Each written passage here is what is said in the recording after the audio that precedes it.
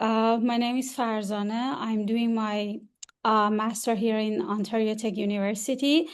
So, if you have no idea what just happening here, because one of my friend, unfortunately, another TA, she just broke, her leg this morning, and I just had to just back up her classes, TA classes, without any preparation. By the way, thank you so much. Okay, so I'm just going to start my presentation. My topic is a real-time multimodal framework for human-centric requirements engineering in autonomous vehicle.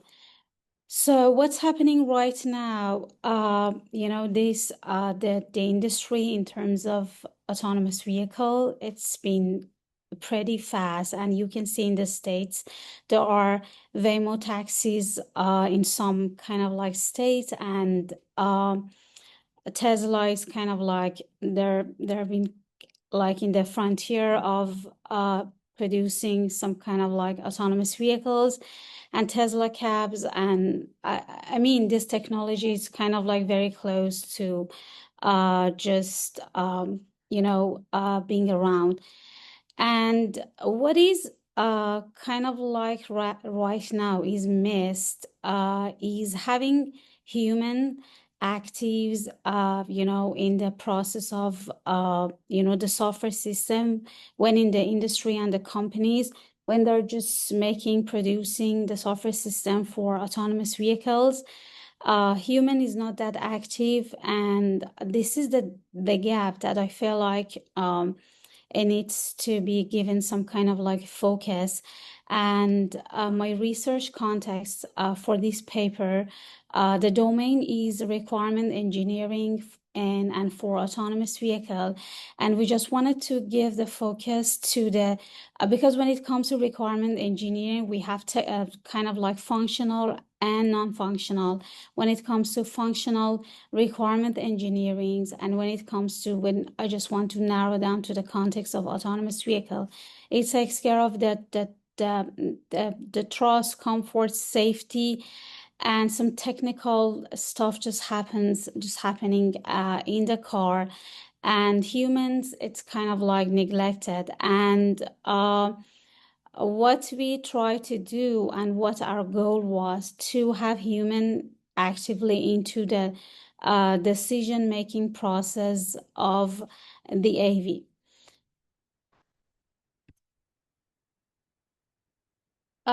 What motivation we've had behind our research is to, first of all, have humans, which passenger, because right now we have self-driving cars.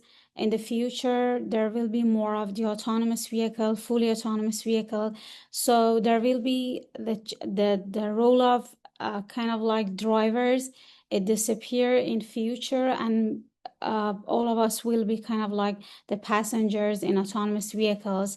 So, and we feel like in our research, we just need to give more focus to the non-functional requirement engineering, to have human as passengers, kind of like in the center of attention, to give attention to their safety, trust, because trust is very important. Right now, there are some elderly people, there are some vulnerable kind of like, social groups that are not very welcome to use autonomous vehicles. Even some younger people, right now, people cannot trust this kind of like, the autonomous vehicle that much. And so when it comes to the designing the software system for autonomous vehicle, so the industries, the companies needs to have humans active in the loop and take care of the drivers' safety. And more important than safety is really important, but they just need to take care of the people's trust at the same time, and even their comfort. It's also very important. So, and what we try to do, we just kind of like try to integrate a kind of like framework that takes care of the emotions, have emotions active, in the loop.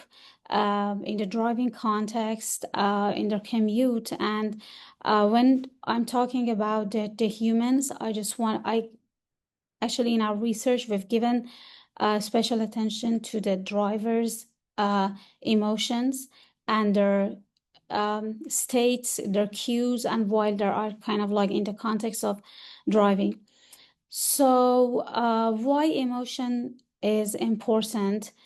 Because in the context of driving, the drivers, passengers, emotions, behaviors is of utmost importance. Because when imagine a fearful driver or an angry one cannot just take care of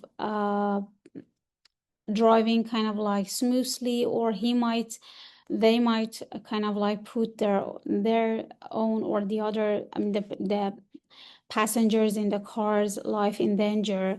So, and we believe we just need to have a mixture of incorporating the emotions, behaviors, and the driver context at the same time to have a kind of like a good and a fair mixture of everything in the driving context.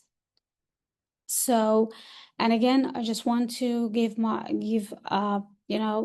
attention to the non-functional requirement engineering. And when it comes to the emotion, human emotion, the passenger's emotion, driver's emotion, in the driving context, there's still a gap, and there hasn't been a lot of work done to this area, because right now there's a lack of framework that integrates the emotion of the passengers, drivers of the car in the cabin. So, and the behavior kind of like constant behavior monitoring, because right now Tesla says to take care of the people kind of like privacy, they just turn off cameras during the rides. But what if there are some kind of like vulnerable people? For example, there are some children who have parents with some dementia problems, and they just liked the car to act as a kind of like caregiver, and during the ride just monitors the passengers, that elderly parent, kind of like the symptoms, to just take some kind of like actions. And what these are the objectives that we just try to have done in our work, uh, to develop a real-time multimodal adaptive framework. For when I say multimodal, because we just we've taken care of the emotion. I mean, when I say the emotion, the cues and the emotional kind of like expressions of the driver, passengers while driving, and their behaviors, their body postures, their movement during the rides. And what is kind of like new in our framework, it is a real-time thing, because when we want to just consider these things as the non-functional requirement engineer, we just need to have them in action in the process of software system. So they just need to happen in real time, and the AV needs to make decision based on the context, if you just to consider, which is human, passenger, driver is the key in the driving context. So, and our framework detects driver emotions, behavior, and environmental context. And in next slide, I will explain more. So, and our framework interprets the kind of like signals which kind of like evolve around the non-functional requirement engineering, like the emotions of the drivers, behavior of the drivers, passengers, which are not kind of like the functional things. And what happens, we just adapted, the AV's behavior according to the kind of like multimodal that we just fed the system with. Okay, so the key contribution in here, to have a human-centric framework to have human active in the loop. And we just we've been successful to have a kind of like high accuracy, low latency perception to adaptation, because right now what's happening in the industry, the latency, it's something for example, if we just consider the brake readiness, right now it is something like 100. Ours is something like 106, which is kind of like very close to what's happening in the industry right now. So in terms of data sets, so far I've just done my experiments on different data sets, KRF, CK+, and AffectNet. And at the end of the day, for this framework, so to have access to the more of the context, we've chosen the 8 data sets. Within these data sets, we're kind of like provided with the views of the left, right, of the car side, and then we use from the drivers while driving, their behaviors, their emotional cues, and body postures, and everything. So this is the kind of like what you see on the left. It was our first framework, and if I want to explain it as our the life cycle, it was the first thing that we just came up with, which was just focus on the facial expressions. And from the beginning, our focus was to detect the emotions of the driver, and we have a kind of like metrics, which we call it time of TD, which stands for the time of detections of the facial expression of the driver. And we just wanted to minimize the latency and the time that the DAV detects the emotions, the facial expressions of the driver. It needs to come up with the fastest kind of like response. And for this thing, we have a TR, which stands for the time of response to the emotions of the passenger. And later, I realized, just focusing on the solid emotions, facial expressions is not enough, and we just need to work on having to consideration some other factors. That's why, our framework just grew, and this is something that you can see right now, because we have facial expressions, facial cues of the drivers, their behaviors, their body postures, as I said before. And from we also consider the vehicle behavior at the moment, because we just wanted to just make it happen in a real-time thing. So we just need to consider the vehicle behaviors at the moment, and also what's happening outside the car. So you can consider traffic, weather conditions, and time of the days, and there are different factors that you can go and just focus on when you want to just consider it as influential factors from outside the car that triggers the driver's behaviors and emotions. So I had a sense that maybe from all these, traffic is kind of like very the most important one, the most kind of like influential, which triggers the driver's mental states, their facial expressions, the body posture, and everything. That's why we just, focus on the traffic from outside the cabin to take care of. So, and our framework consists of 4 submodels and a full classifier models, which I explain in next slide. So for these human-centric requirement engineering framework for autonomous vehicle, so which is a kind of like multimodal kind of like system agent, let's call it, we have from outside the car and inside the car, we just needed to come up with some kind of like features. For inside the cars, we use from that at a data set, we have some image sensors which have itself the driver face, their postures, their chest, the gestures, and their behaviors during the drivings. And we also use some video streams because the data is kind of like temporal and it just dealing with temporal behavior. And we also have some context sensor from inside the cabin and from outside the cabin.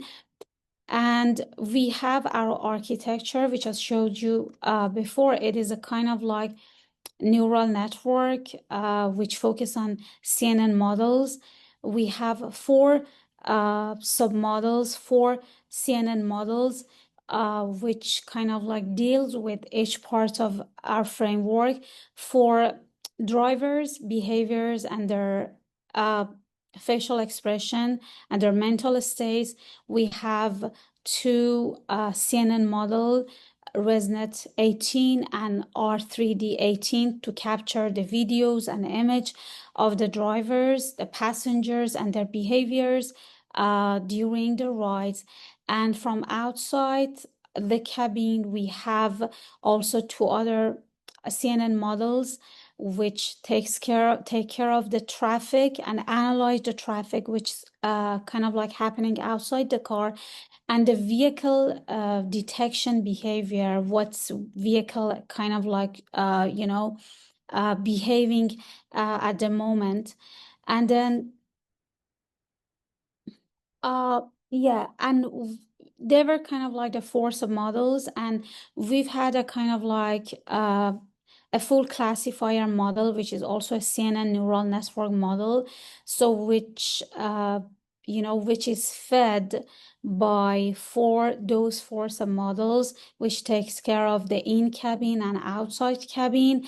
And this is the kind of like classifier model which represents and which kind of like dictates the AV to take next action. And it is a kind of like multimodal, it is context aware, and it is a real-time uh, classifier CNL model, neural network model, and it takes care of the trust, comfort, and safety of the drivers because it just monitors the driver's behavior, their facial expressions from outside the car. It just takes care of the traffic and the vehicle behavior to just come up, make the best decision for the AV to take care of, to give focus to the safety, comfort, and trust of the passengers and drivers. So for that full classifier model, I had a sense that as a human, I really love driving. I feel like we just need to come up with four kind of like categories of for our agent. I had a sense that we just need to come up with the four categories which just shows or dictates the best to the car, to the AV to make decision. So one of them was driving assist to just promote and to just recommends driving assistance to the passenger, to the drivers. And this one exactly works for the driving mode.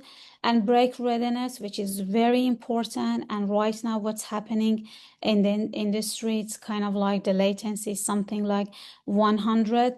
Our model is exactly 106, which is kind of like close to what's happening, the niche area in the industry. And one of the other thing that I've had a sense that might be the good options that the AV just recommends to the passengers or to the drivers to recommend rest. And the last one, which I believe would be very helpful to people while driving in their long commutes or during rush hours when people are stuck in traffics and their mental states and everything is kind of like crash. So to reduce the cognitive load of the drivers and passengers. But the first one, which is the driving assist, is exactly triggers and focuses on the drivers. And this is the system architecture, which I kind of like earlier, I just explained to you that the ResNet models and the CNN models that we kind of like applied in our work. And about the model training and optimization. So I used two different GPU system to minimize the latency. I just made my experiments and everything done on two different GPU system on PyTorch, RTX 4060 and RTX 3060. So, and my latest, excuse me, my latest latency, the best one is 106, which works, in a RTX system. And for model training and everything, we've had both images and videos because we just for the drivers' behaviors and their body movement and body posture, we've used some videos for traffic views videos. But for the facial expression of the drivers and for the vehicle behavior and for some parts of the traffic, we just need to deal with some shots, some single shots and images. But we have both video and images in our work. So, and these are the submodels that I was talking about for the driver emotion, driver action, and traffic. And these are the submodels, and we have something like average of 89% of accuracy for the submodels. And it shows the precision, recall, and F1 scores for the kind of like the full model decisions, which just dictates the AV, what is the best thing to do?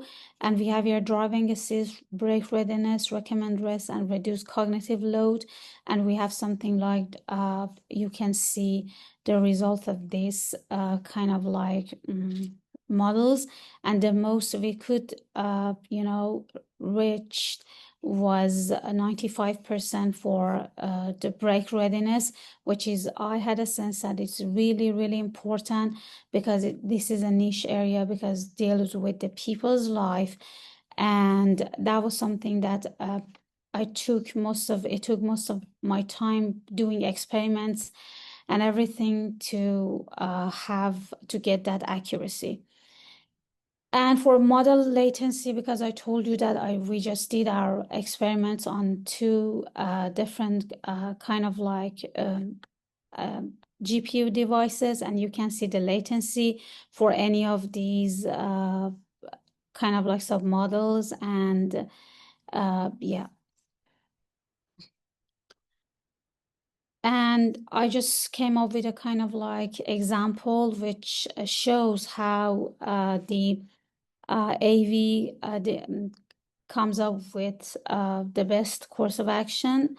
For example, if the driver's emotion is kind of like angry and driver action is kind of like have head movement and traffic context is kind of like in a traffic jam, and the vehicle action is kind of like stop and go, and the final recommendation for the AV would be reduce the cognitive load of the drivers. And this is one of the sample which shows that how the AV can just make the best decision based on the experiments and based on how we just train the model and the agent to take action. And this is the contribution that we had in our work. We had a kind of like runtime requirement engineering pipeline, which is kind of like real time, which takes care, tried to take care of the trust and emotion and the safety of the driver. We have something like the latency is something around 100, which is, to be exact, 106.